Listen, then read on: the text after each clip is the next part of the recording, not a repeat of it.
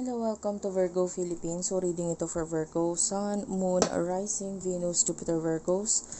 Take only what resonates. Sa mga hindi pa nakaka-subscribe, pa-subscribe na lang sa channel natin, At pa-hit ng notification bell. Ma-appreciate ko lahat ng likes, comments, and shares. If you want to book a personal reading, Jing Tarot Reader, search mo na lang siya sa Facebook. And pwede kang pabook din sa akin ng astrological reading. Pero wait for my reply na lang, virgophilippines@gmail.com. Diyan ka pwedeng mag-inquire. Yung mag-i-inquire lang ng hanggang August 2024, yung makakakuha ng discounted price pa niya sa ngayon. Pero sa susunod, medyo na po kasi medyo iba na po yung schedule ko, talagang marami na po akong pinagkakaabalahan, so medyo iba na po yung price niya. So let's start. You do have here official person and occupation for the sign of Virgo. Poverty is at the bottom of the deck, adjudication, and you do have your coffin and child.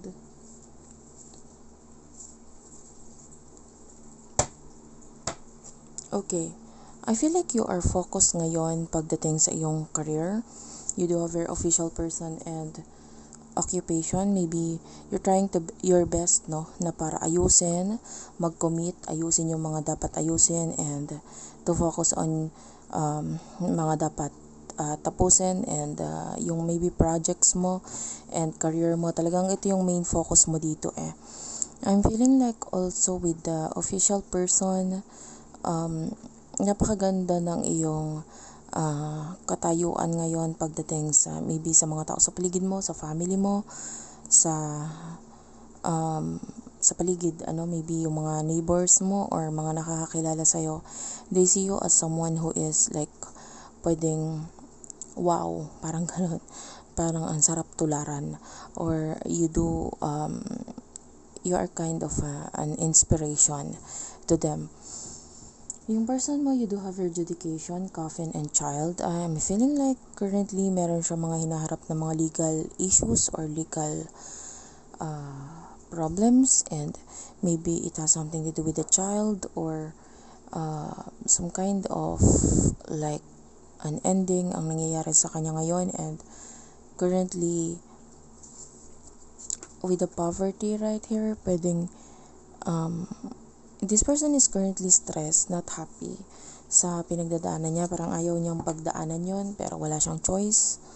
Nandun na siya sa point ngayon ng buhay niya wherein kailangan niya talagang i-discuss or ayusin itong situation niya ngayon with regards to a child. So, not necessarily anak niya, maybe anak ng but some of you, ito ang case, pwedeng anak niya, pero yung iba sa inyo pwedeng anak ng kapatid niya, anak ng friend niya, and pwedeng isa siya sa tumutulong to maayos itong problems with regards to this. Parang I'm seeing an ending, like maybe a divorce para sa iba. Emotions na nararamdaman ninyo sa isa't isa. You do have the King of Swords, the Eight of Swords, and the Eight of Wands. Sa person na ito, emotions niya. You do have here the Strength card, the Ten of Swords, and the Three of Wands. Just the High Priestess is here. Bottom of the deck, you do have here the Knight of Swords. For some of you, hindi lang.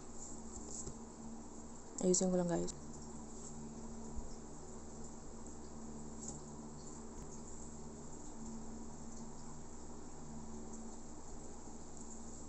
Okay.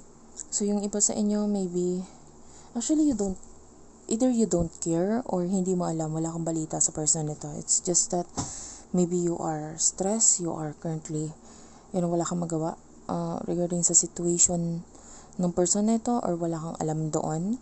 The Eight of Wands, you're focusing on, ano pa kaya yung dapat kong ayusin with regards to my family, with regards to my work, with regards to maybe skills na gusto mo idagdag sa sarili mo. You are full of, marami kang isipin at marami kang trabaho. You're busy, and pwedeng with the Eight of Swords, I do feel like,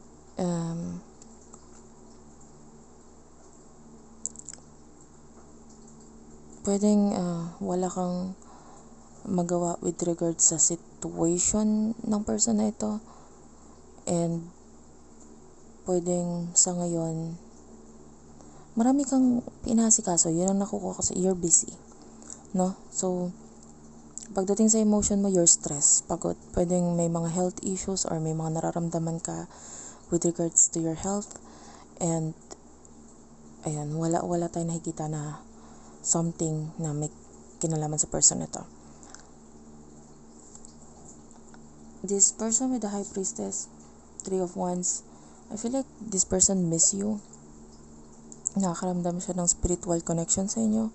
Nararamdaman niya na kahit malayo ka, parang nandyan ka pa rin. The Ten of Swords is here, and the Strength card. So, kung ano man yung pinagdadaanan niya with regards to a child right now, or yung situation niya na may kinalaman sa legal matter, ito yung parang it's like lesson sa buhay niya na kailangan niya talagang pagdaanan para mas maging matapang siya, mas maging matatag, mas maging malakas. Like part ito ng buhay niya. And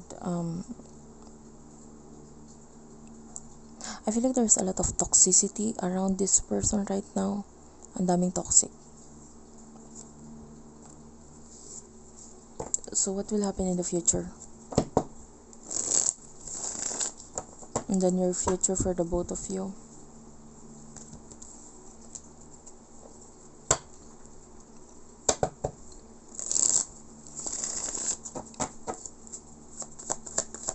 And then your future for the both of you. You lover the Magician. By the way, sorry about those of you na naghihintay ng uploads ko daily. Medyo na busy lang talaga ako, especially sa mga private readings. Medyo ko sila, priority ko. Ten of Pentacles, Five of Pentacles, oh my gosh. So nakakita tayo dito ng kind of like issues with regards sa money in the near future for your person. Like, of course, kung may issues regarding a child, so pwedeng may kailangan siyang bayaran or may pag-uusap regarding money na may kinalaman sa child. Like, kailangan anuhin niya muna to. Kumbaga, either bayaran or pinag-uusapan kung paano ang gagawain with regards sa child. I mean, the main issues here has something to do with the child with regards sa yung person. And I can see a person who is losing a lot of money. And kung hindi man yun yung pera mismo, pwedeng yung material things na pwedeng pinaghirapan niya or parang kailangan niyang i-give up. Like, maybe if this is like kind of like divorce or annulment, of course, pwedeng, okay, sige, pinagpaparaya ko na sa'yo na yung property or sa'yo na yung child, things like that. And then the Ace of Wands, this is like a new beginning for this person with the King of Pentacles, and I'm seeing a person na mahalaga sa kanya yung mga bagay na mawawala, kaya masakit para sa kanya, but parang wala siyang choice. And then the Magician is right here, so I can see that in the near future for you, you are kind of like gaining a lot of knowledge spiritual knowledge is what I can see here.